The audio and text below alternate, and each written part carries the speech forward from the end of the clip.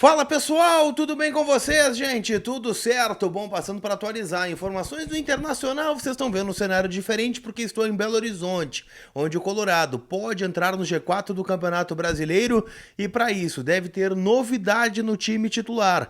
Enquanto isso, 2 jogadores foram convocados para a Seleção Brasileira Sub-20 e o Colorado valoriza esta convocação por 2 motivos diferentes. Eu te conto tudo se tu ficar comigo, depois da vinheta.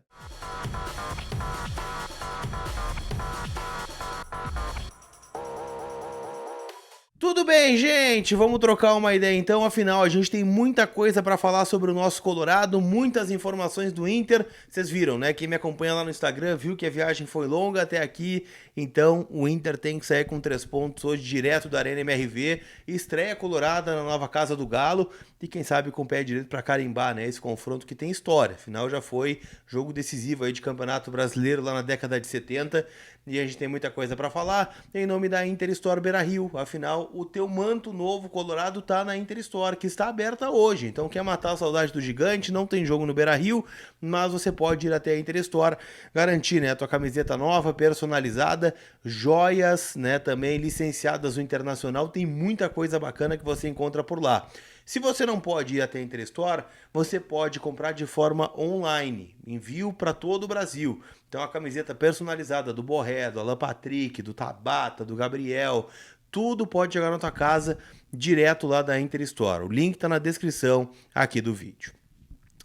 Turma, cheguei meio tarde em Belo Horizonte ontem, mas a gente pôde ver na lista de relacionados algumas novidades. Fernando, como já esperado, tá fora, a volta, né, do Thiago Maia, a presença do Rohel por aqui e de alguns garotos da base. E entre eles, 2 jogadores que a gente vai abordar na sequência.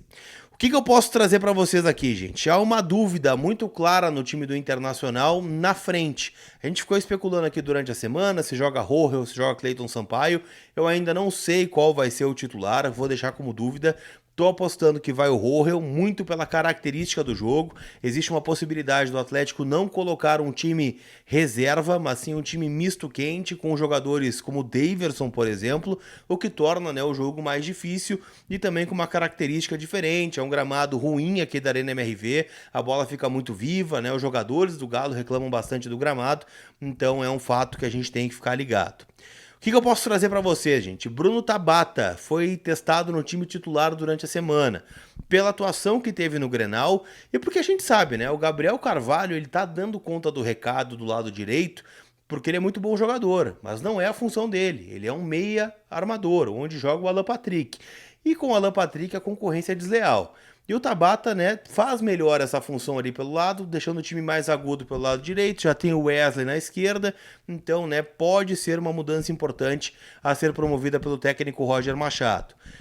Além disso, né, o Inter não vai ter o Fernando, o Rômulo joga naturalmente no setor, Thiago Maia também volta e com isso o Bruno Henrique vai para o banco de reservas, então eu diria que o Inter está bem próximo de ser escalado, com o Rocher no gol, Bruno Gomes na lateral direita, Rohel ou Cleiton Sampaio, Vitão e Bernabei, Rômulo e Thiago Maia, Alan Patrick, Bruno Tabata ou Gabriel Carvalho, mas acho que vai o Tabata, o Wesley e na frente o Rafael Borré, que foi o mais assediado de todos aqui na chegada colorada em Belo Horizonte. Aliás, vai um relato muito bacana sobre isso, tá?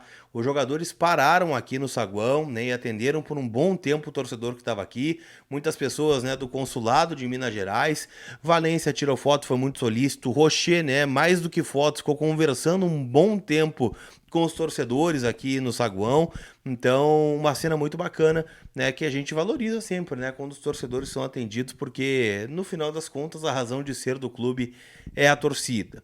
A torcida que pode, né, esperar um Inter bem agressivo, porque o Inter sabe o que está em jogo nessa partida contra o Galo. Se pro Atlético não vale muito, né, estão naquelas coisas, né, preservar jogadores para encarar o River na terça-feira. Foi 3-0 o jogo de ida aqui em Belo Horizonte, mas é o River no Monumental, daqui a pouco toma um gol cedo, já vira o jogo. Perder um jogador por lesão pode ser que seja desfalque também na Copa do Brasil. Então todo o pensamento está envolto das Copas, não tem nada, né, de foco no jogo contra o Internacional, mas quando a bola rola a gente sabe que são 11 contra 11 e a coisa pode dificultar.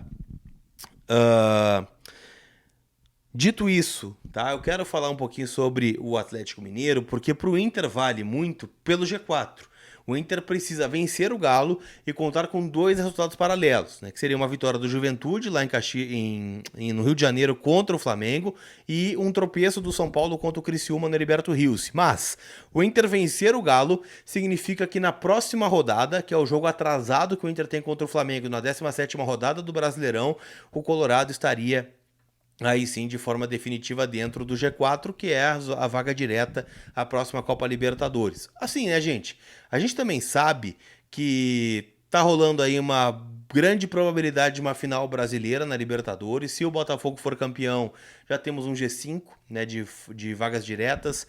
Se o Flamengo for campeão da Copa do Brasil, já é um G6 de vagas diretas e um G8 de classificação à Libertadores. Então tem muita coisa para rolar e o Inter tá ali no bolo. Isso é o mais importante.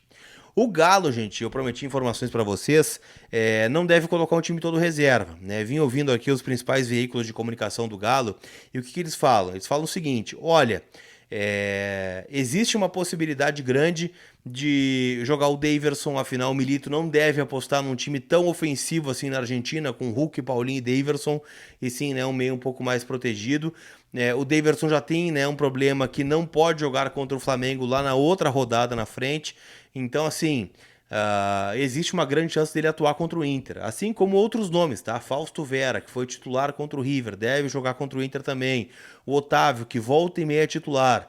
Bruno Fux, que volta e meia titular, também deve atuar. O Zaratio deve ser relacionado e quem sabe pegar alguns minutos para ter uma chance de estar na relação contra o River Plate.